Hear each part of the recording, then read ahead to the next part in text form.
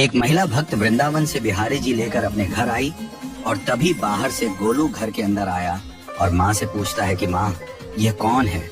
तो मैया ने बोला ये भगवान है और ये ही हमारे मालिक हैं। अब तो घर में जब भी कोई नई चीज बनती तो सबसे पहले बिहारी जी को भोग लगता। पहले यह सब चीजें गोलू को सबसे पहले मिलती थी। इससे गोलू बहुत चिढ़ने लगा और मन ही मन ठाकुर जी को कोसने लगा। एक दिन गोलू की माँ काम पर जाते समय बोली, गोलू यमुना जी से मटके में जल भर कर लाना। जब गोलू पानी भरने के लिए जाने लगा तो जाते जाते बिहारी जी को कहने लगा, खाने के लिए तो सबसे पहले तैयार रहते हो, लेकिन काम तो मुझे ही करना पड़ता है। अगर यहाँ रहना है तो काम करो। कहकर गोलू यमुना जी से जल भरने के लिए चल पड़ा।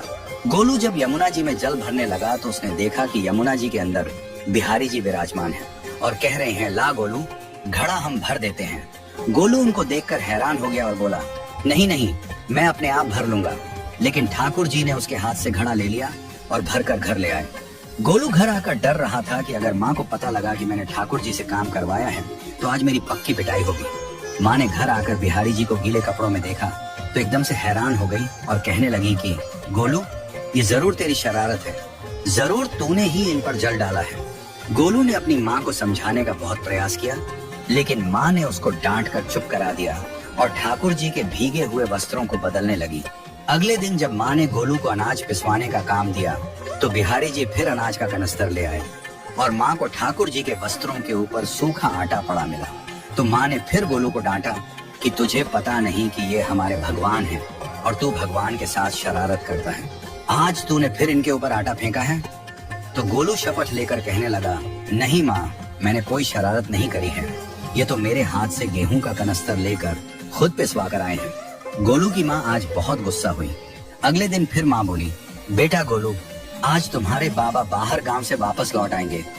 बस आज का ही काम है, तुम जंगल से थोड़ी लकड़ियां ले आना। गोलू फिर डर गया, कहीं ठाकुर जी फिर मेरे पीछे ना आ जाएं। गोलू ने माँ को बोला कि मैं चला तो जाऊंगा, लेकिन बिहारी जी को समझा लो, वो मेरे पीछे ना आए। उसकी माँ हंसकर बोली, हाँ हाँ समझा दूंगी, तुम जाओ तो सही।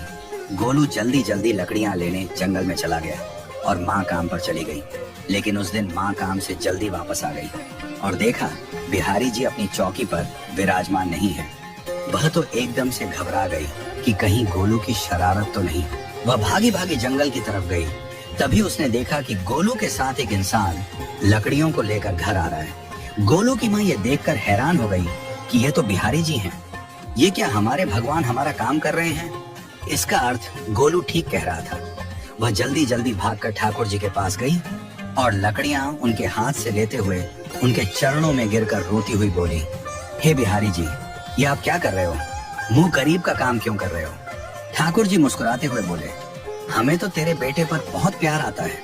सब लोग हमें भगवान समझते हैं, लेकिन एक तेरा बेटा ही था जो हमको अपना मानता था।